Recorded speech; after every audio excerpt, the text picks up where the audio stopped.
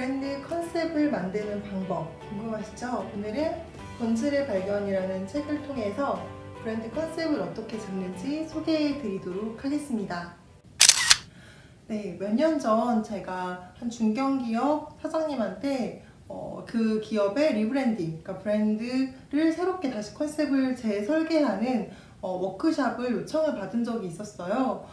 사실 저는 그때 자신이 없어서 못하겠다고 말씀을 드렸는데 그 분의 지인이 저한테 1대1로 이제 브랜드 컨셉이랑 전반적인 시스템 리뉴얼을 코칭받던 고객님이셨거든요. 저를 되게 적극 추천해주신 덕분에 무한한 신뢰를 가지고 지금 이름만 들으면 알만한 기업이거든요. 그 기업의 마케팅 팀 직원들과 함께 브랜드를 새롭게 어떻게 컨셉을 잡을지를 4주 동안 워크샵으로 설계해서 프레젠테이션을 한 적이 있어요. 근데 그때 이제 제가 사실 너무너무 부담이 됐어요. 내가 이걸 잘 할 수 있을까? 이런 일을 이렇게 규모가 너무 다른 일이다 보니까 너무너무 고민이 됐었는데 그때 그래서 시중에 있는 컨셉과 관련된 책은 거의 닥치는 대로 다 읽은 것 같아요. 제가 틈만 나면 서점에 가서 컨셉이란 단어를 검색해서 온갖 책을 다 읽고 이북으로도 다운받아서 읽고 그래서 어떤 식으로 컨셉을 잡아내는지 이를 엄청나게 고민했던 기억이 납니다. 사실 컨셉을 잘 뽑는 것과 컨셉을 잘 뽑을 수 있게끔 가르치는 것은 굉장히 다른 일이라고 생각을 해요. 왜냐하면 제가 컨셉을 잘 뽑는 거는 어느 날 갑자기 아이디어가 번뜩 떠오를 수도 있는 거예요. 기존의 시장에 대한 분석도 잘 되어 있고 내가 관심 있어 하는 고객과 관련된 일이라면 그리고 백날 그 생각만 하면 당연히 아이디어가 떠오를 수 있는데 이게 제가 새로운 기업을 맡아서 그 기업을 다시 시장 조사하고 고객 분석하고 거기다가 팀원들한테 컨셉을 이렇게 뽑는 겁니다 라고 프로세스를 알려드려야 했기 때문에 사실은 저는 너무너무 부담이 됐었는데요.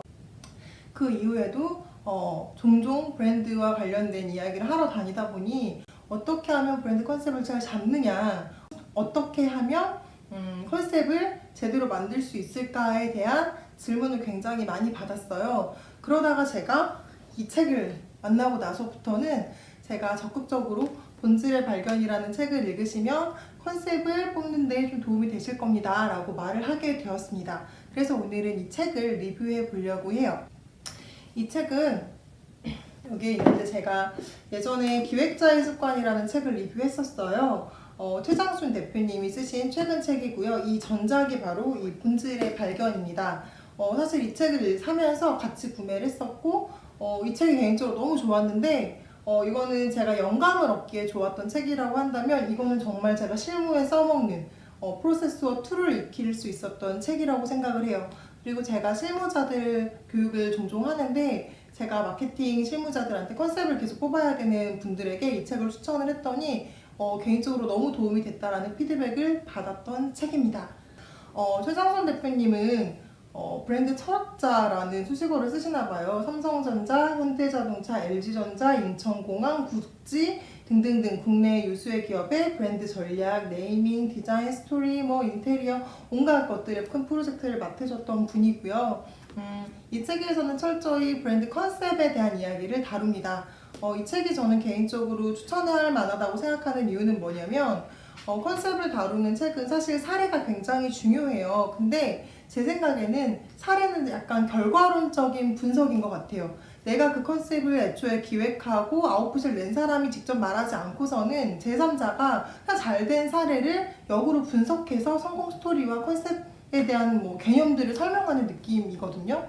그래도 컨셉에 대한 기본적인 개념이 많이 없다면 사례를 굉장히 많이 보시는 게 기초 초보자한테는 너무너무 필요한데요. 막상 내가 실무자로서 당장 우리 회사에서 새로운 브랜드를 런칭해야 되는데 혹은 물건이 팔려나가고 있는데 컨셉이 제대로 안 잡혀 있는 게 문제인 것 같아 라는 문제점에 봉착했을 때에는 다른 사례를 많이 볼 정도의 시간적 여유도 없다는 거죠.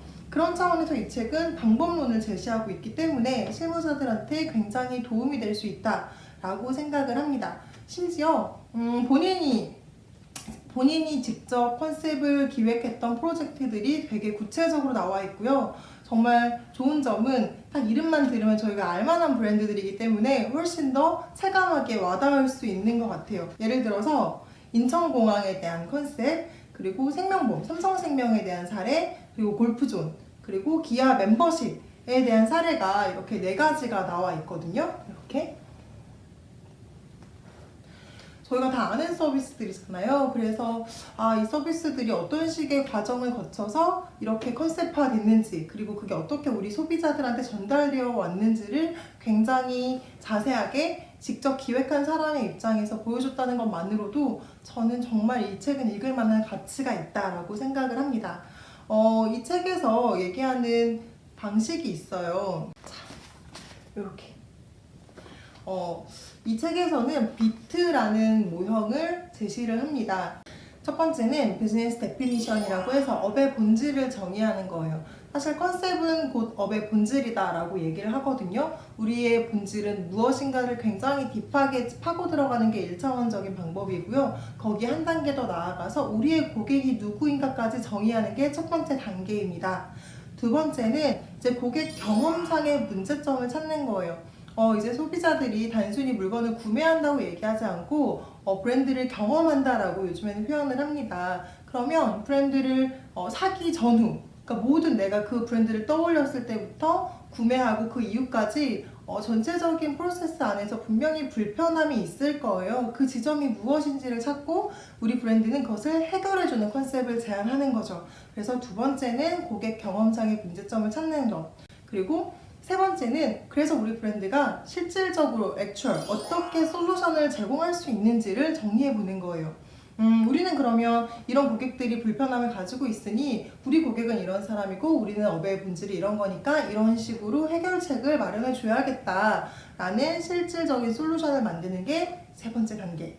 네 번째는 이 모든 내용을 바탕으로 전율을 일으킬 만한 컨셉을 만드는 거죠. 그래서 한마디로 라고 말할 수 있는 키워드를 뽑아내는 겁니다. 이거는 업의 존재 이유라고 볼 수도 있는데요.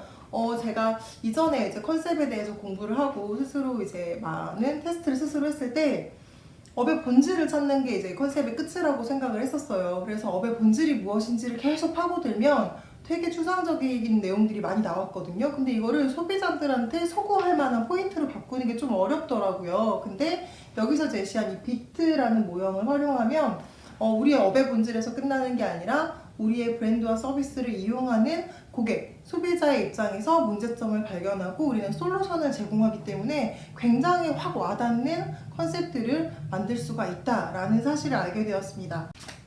그러니까 굉장히 신기한 사례가 많아요. 여기는 인천공항, 삼성생명, 골프존, 기아 멤버십. 이게 약간 서비스도 약간의 특징들이 있잖아요. 그러니까 보험사의 특징이 있고 인천공항이라는 곳의 서비스의 특징도 있고 골프존이나 기아 특히나 이제 멤버십에 대한 컨셉을 잡는 거는 각각의 이제 카테고리가 다르기 때문에 우리 회사 지금 내가 고민하고 있는 브랜드와 약간 유사한 사례를 조금 더 딥하게 보면 우리한테 좀 도움이 될 만한 벤치마킹 할 만한 포인트가 있지 않을까라는 생각도 해봅니다. 네, 오늘은 본질의 발견이라는 책을 통해서 어떻게 컨셉을 도출해내는지 그 방법을 소개해드렸습니다. 이 책 안에는 더 자세한 사례가 있으니까요. 한번 꼼꼼히 읽어보시고 현재 운영하고 계시는 브랜드나 고민하고 있는 상품에 직접 대입을 해보셔서 좀 정말 전율을 일으킬 만한 괜찮은 컨셉을 만들어내시길 바라겠습니다. 그럼 다음 시간에 또 찾아올게요. 감사합니다.